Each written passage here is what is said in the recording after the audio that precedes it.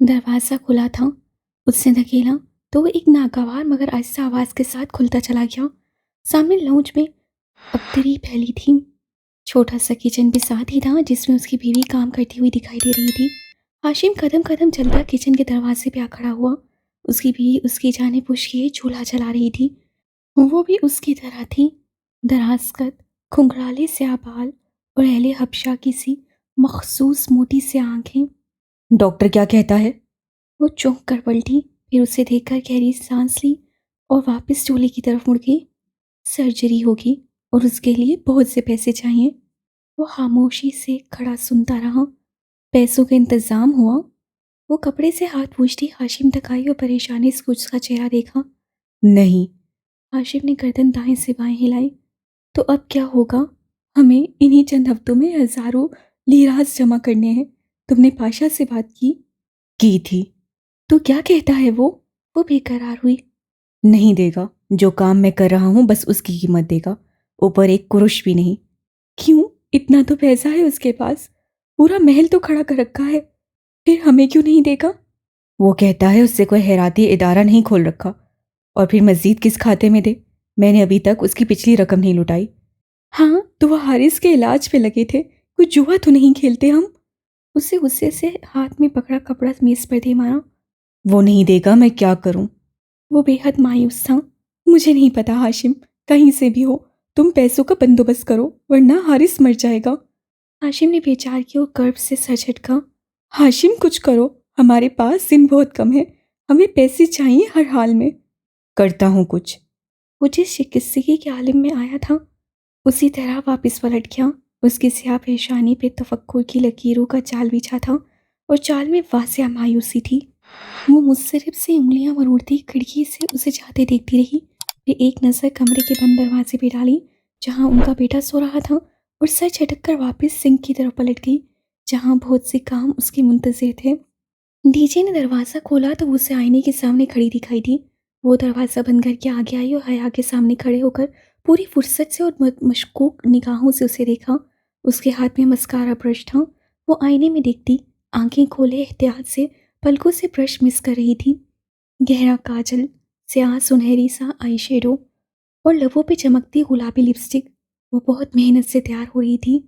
बाल यूं सेट कर रखे थे कि ऊपर से सीधे आते बाल कानों के नीचे से मुड़कर घुंघराले हो जाते थे। बालों पे उसने कुछ लगा रखा था कि वो गीले गीले से लगते थे और जो फ्रॉक उससे पहन रखा था उसकी ऊपरी पट्टी कदीम तर्ज के सुनहरे सिक्कों से भरी थी। आसीनें बहुत छोटी थीं और उन पे भी सुनहरी सिक्के लटक रहे थे। नीचे लंबे फ्रॉक की कलियां स्याह थीं। टखनों से जरा सा झलकता पायजामा भी स्याह था। किधर की तैयारियां हैं? डीजे ने सर से पैर तक उसे देखा। डिनर की। उसने लिप ग्लोस के चंद कतरे लबों पे लगाए और आईने में देखते हुए होंठ आपस में मिस करके खोले। किसके साथ? जिहान के साथ। बेसाख्ता लबों से फिसला। लम्हे भर को चुप हो गई, फिर लापरवाही से शाने उचकाए। वैसे वो शादीशुदा है? अच्छा। वो 2 घंटे सर्दी में बैल्कनी में खड़ा रहता है, चूल्हे के तारों में हाथ डालकर उसे ठीक कर देता है, सारा किचन साफ करके जाता है, फिर तुम्हें डिनर पे बुलाता है और तुम इस सारी तैयारी के साथ जा रही हो। फिर सोच लो, वो अब भी शादीशुदा है। भगो मत। वो हंसते हुए कुर्सी पे बैठी हुई झुककर अपनी स्याह हाई हील्स पहनने लगी। ना बताओ, मैं भी पता लगा कर रहूंगी। डीजे मुंह पे हाथ फेरती अपनी कुर्सी पे बैठ गई। हया ने गुनगुनाते हुए मेज पे रखा अपना छोटा सुनहरी क्लच उठाया। वही दावर भाई की मेहंदी वाला क्लच जो उससे जहाज में भी साथ उठा रखा था। उसे वो ज़्यादा इस्तेमाल नहीं करती थी। अब भी खोला तो अंदर एक तय किया हुआ विजिटिंग कार्ड और इस सलाहत का कॉलिंग कार्ड भी रखा था जो उन्होंने अबू सहबी में खरीदा था। उससे मोबाइल, पैसे और सब हांजी का आईडी कार्ड अंदर रखा। क्लच छोटा था, हाले का दिया गया मोटा भद्दा मोबाइल उसमें पूरा नहीं आ रहा था, तो उसे मोबाइल हाथ में पकड़ लिया और अच्छा मैं चली कहकर हैंगर पे लटका अपना नर्म सफ़ेद कोट एक हाथ से खींचकर उतारा और बाहर लपकी। बारीक लंबी हील से पथरीली सड़क पर चलते हुए उससे कोट सीधा किया और पहना। फिर चलते चलते सामने से बटन बंद किए। कोर्ट सेल का स्टॉप ज़रा दूर था, उसे वहां तक पैदल जाना था। वो कोट की जेबों में हाथ डाले सर झुकाए तेज से सड़क पे चलती जा रही थी। शाम की ठंडी हवा से उसके गीले घुंघराले बाल कमर पे उड़ रहे थे। चंद लम्हे वो कोर्सिल स्टॉप के करीब पहुंची। उसे कोर्सिल दूर सभांजी के गेट से बाहर निकलती दिखाई थी। हाली ने कहा था, जिस दिन तुम्हारी कोर्सिल छूटेगी उस दिन तुम्हें हाली नूर बहुत याद आएगी। और इस पल बेबसी और दुख से उसे दूर जाती कोर्सिल देखकर वाकई हाली नूर बहुत याद आई थी। उसने जेब से मोबाइल निकाला और जिहान को पैगाम लिखा, मेरी कोर्सिल छूट गई है, मुझे पिक कर लो, मैं स्टॉप पे खड़ी हूँ। वो कितनी ही देर वहाँ सड़क पे टहलती रही मगर उसका जवाब नहीं आया। शायद उस गरीब के पास जवाब देने का भी क्रेडिट नहीं था। हॉर्न की आवाज़ पर वो हाल में लौट आई जहाँ एक स्याह चमकती हुई कार उसके एन सामने खड़ी थी। ड्राइवर ने बटन दबाकर अपनी तरफ का शीशा नीचे किया और चेहरा जरा सा मोड़कर उसे मुखातिब किया। Madame Suleiman, Taksim Square, Jihan Sikandar. तुर्क लबो लहजे में ड्राइवर ने चंद अल्फाज अदा किए तो उसे सर हिला दिया और दरवाज़ा खोलकर पिछली निश्चित पे बैठ गई। वो यकीनन जिहान का ड्राइवर था। गो कि उसने मफलर चेहरे के गिर लपेट रखा था और सर पे टोपी भी ले रखी थी। हया बस उसकी एक झलक ही देख पाई थी, फिर भी उसे गुमान गुजरा उससे उस स्याह फाम हबशी को कहीं देख रखा है। कहाँ, ये सोचने का वक्त नहीं था। वो मुस्कुराते हुए जिहान को बहुत शुक्रिया, मैं पहुंच रही हूँ लिखने लगी। ज़रा की ज़रा उसे निगाह उठाकर बैक व्यू मिरर में एक दो बार देखा भी, मगर ड्राइवर ने उसे कुछ यूँ सेट कर रखा था कि वो सिर्फ अपना चेहरा ही देख सकती थी। टॉक्सम स्क्वायर पे तारीकी के पंछी ने अपने पर फैला रखे थे और उसी मुनासबत से हर सू बत्तियाँ जगमगा रही थीं। पूरा स्क्वायर इन मस्नूई रोशनियों से चमक रहा था। मुजस्मा आज़ादी के अतराफ से मुखालिफ समितों में सड़कें निकल रही थीं। वहाँ हर सू ट्रैफिक का रश था। मुजस्मा आज़ादी को चारों अतराफ से घास के एक गोल कतई अर्जी ने घेर रखा था, जैसे किसी फूल की चार पत्तियाँ हों और हर पत्ती के किनारों की लकीर पे पथरीली रोश बनी थी। वहाँ लोगों की खूब चहल पहल थी। ड्राइवर ने स्क्वायर के मुकाबिल एक इमारत की बैरूनी दीवार के साथ गाड़ी खड़ी कर दी। जिहान सिकंदर। उसे उंगली से उसी दीवार के साथ दूर इशारा किया जहाँ जिहान की सफ़ेद कार खड़ी थी। यूं कि वो दीवार के उस किनारे पे थी तो ये स्याह कार उस किनारे। उसने दरवाज़ा खोला और बारीक हील एहतियात से बाहर सड़क पर रखी। टाक्सिम स्क्वायर को उसकी हील्स पसंद नहीं थी, उसे अंदाज़ा था। वो अपनी गाड़ी के साथ ही खड़ा था। बोनट खोलकर वो झुके हुए कुछ तारें जोड़ रहा था। स्याह जैकेट और जीन्स से मलबूस, हमेशा की तरह से आम से हुलिये में। वो कोट की जेबों में हाथ डाले सेज सेज चलती उस सकाई। वो कुछ गुनगुनाते हुए एक तार को दूसरी तार के साथ जोड़ रहा था। हील की टक टक पे रुका और गर्दन घुमाकर देखा। सलाम अलैकुम। उसे देखकर वो मुस्कुराते हुए सीधा हुआ। वालेकुम सलाम। इस तारीख कोने में क्या कर रहे हो? मेरी कार हर खास मौके पर दगा दे जाती है, अब भी मसला कर रही है। खैर, मैं फिक्स कर लूँगा। वो हाथ झाड़ते हुए लापरवाही से बोला, वो तो तुम कर लोगे, मुझे पता है। जिहान सिकंदर के पास हर मसले का हल होता है। वो धीरे से हंसी। तुम बताओ, पूरे स्क्वायर पे मुझे तलाशी तुम्हें कितनी देर लगी और बस पे आई हो? नहीं, तुम्हारी भेजी गई शोफर कार में आई हूँ। वो धीरे से हंसियाँ। ये तंज करना कहाँ से सीख लिए हैं तुमने? मैं इतना गरीब भी नहीं हूँ कि तुम यूँ मजाक उड़ाओ। वो हंसकर सर झटकता बोनट बंद कर रहा था। हया ने गर्दन फेर कर पीछे देखा। तवील दीवार के उस सिरे पे वो स्याह कार उसी तरह खड़ी थी। तुम्हें मेरा मैसेज नहीं मिला था? वो कतरे बेचैनी से बोली। मैसेज? जिहान ने जेब थपथपाई। मेरा मोबाइल कहाँ गया? उसे दूसरी जेब में हाथ डाला और अपना स्मार्टफोन निकाला, फिर उसकी सिगरेट को उंगली से छुआ। नहीं। उसे स्क्रीन हया के चेहरे के सामने की। वहाँ इनबॉक्स खुला था और हया का कोई पैगाम ना था। हया ने बेख्तियार अपने हाथ में पकड़े फ़ोन को देखा। उस पे पैगाम रुकने का निशान आ रहा था। उसने जल्दी से बटन दबाते हुए आउटबॉक्स खोला। उसके दोनों पैगाम वहीं फंसे हुए थे। ओह, बैलेंस बिल्कुल ख़त्म था। जाहिर है फिर मैसेज कैसे जाता। कोई खास बात थी क्या? वो कार को लॉक कर रहा था। तुमने मुझे इस पार्किंग एरिया में डिनर करवाना है या किसी मुनासिब जगह पे? वो बात बदल गई। कनखियों से उसने उस लशपश चमकती स्याह कार को देखा जो दूर खड़ी थी। उसे किसने भेजा, वो कुछ भी समझने से कासिर थी। अगर ये कार मेरा इतना वक्त ज़ाया ना करवाती तो मैं अब तक किसी रेस्टोरेंट में जगह भी ढूंढ चुका होता, लेकिन अब भी देर नहीं हुई। दोनों साथ साथ सड़क के किनारे चलने लगे। इस्तक्लाल स्ट्रीट नामी वो तवील गली टॉक्सिम स्क्वायर के साथ से निकलती थी। वो हफ्ते की रात थी, सो इस्तक्लाल स्ट्रीट रोशनियों में नहाई रंगों और कुमकुमों से सजी रौनक के अरूज पे थी। वहाँ लोग हमेशा की तरह दोनों अतराफ में तेज तेज चलते जा रहे थे। गली की दोनों जानिब चमकते शीशों वाली शॉप्स और रेस्टोरेंट्स में हासा रश था। वो आगाज में ही दाएं हाथ की कितार में बने एक रेस्टोरेंट में चले आए। सर्द रोशनियों से मेसिन छत और जगमगाते फानूस ने रेस्टोरेंट के माहौल को एक ख्वाबनाक सा तासुर दे रखा था। उस कोने वाली खाली मेज के साथ रखे स्टैंड पे हया ने कोट उतार कर लटकाया और जिहान के मुकाबिल कुर्सी खींच कर बैठी।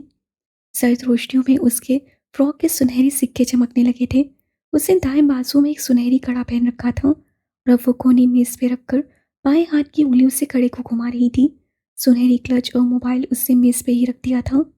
ऑर्डर मैं करूं या तुम? दावत तुम्हारी तरफ से है, सो तुम करो। उससे जरा से शाने उचकाए। जिहान ने मुस्कुराकर सर को हम दिया और मेन्यू कार्ड खोलकर नाम आग से भरने लगा।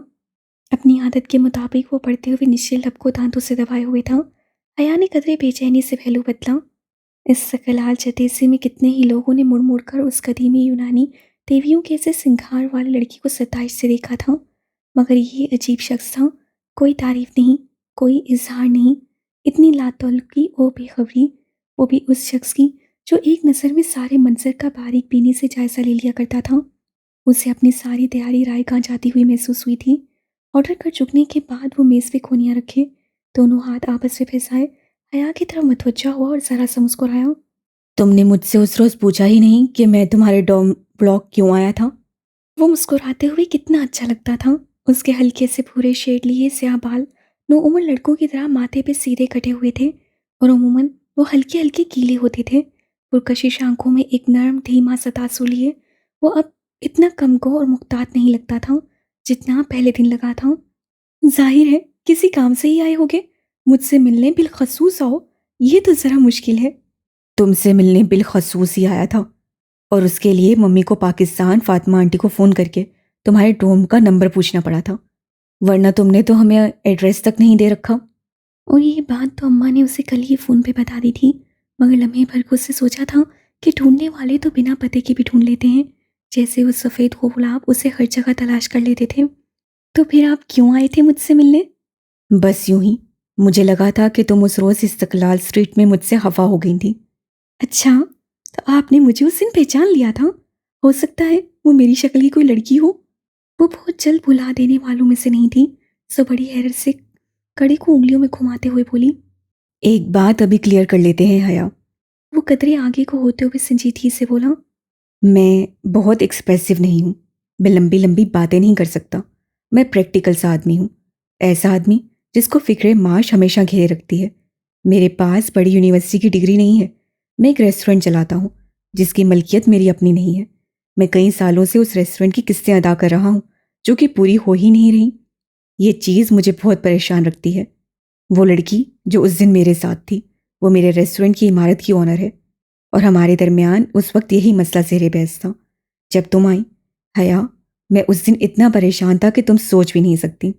वो मेरी प्रॉपर्टीज जब्त करने की बात कर रही थी, और अगर मैं उसकी रकम अदा ना कर पाया तो ऐसा कर भी गुजरेगी। इसी परेशानी में मैं तुमसे मिसबिहेव कर गया।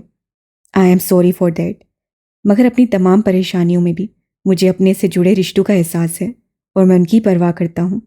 हया ने समझ कर रसवात में सर हिला दिया।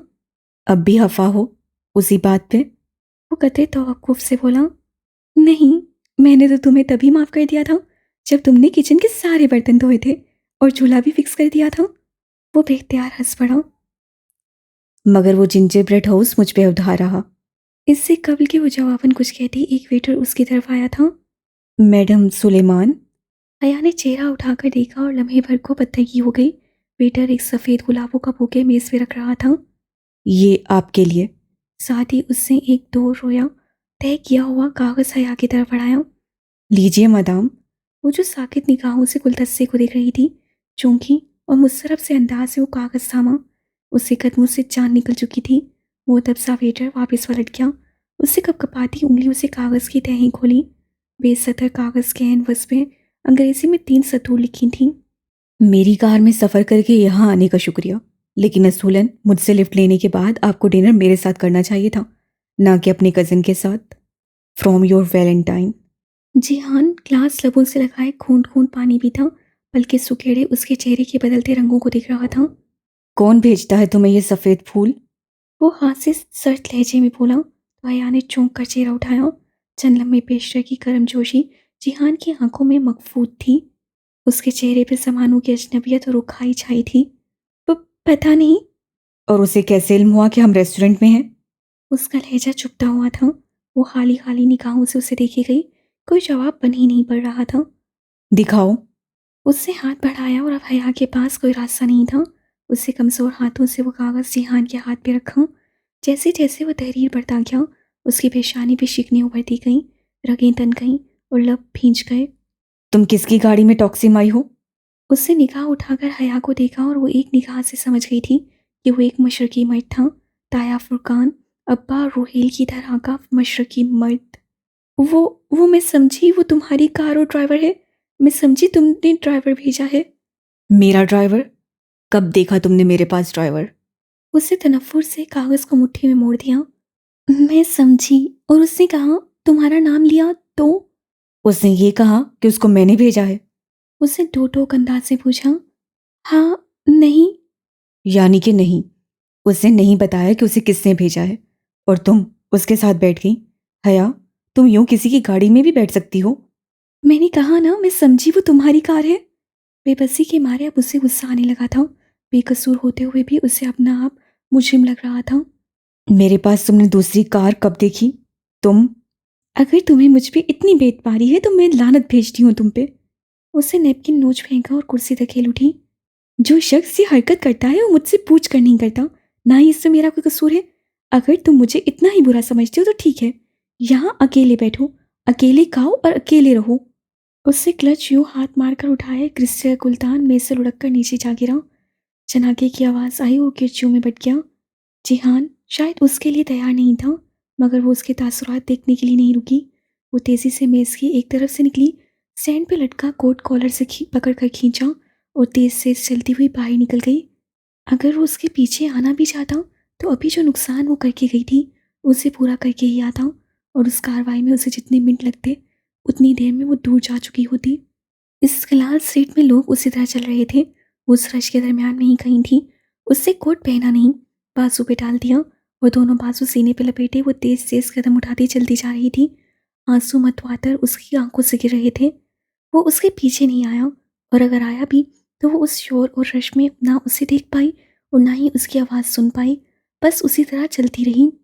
इस खलाल स्ट्रीट का हरी किनारा मुड़कर वो टॉक्सिम स्क्वायर में दाखिल हुई और बिल्कुल सेध में चलती हुई टॉक्सिम पार्क की तरफ बढ़ गई।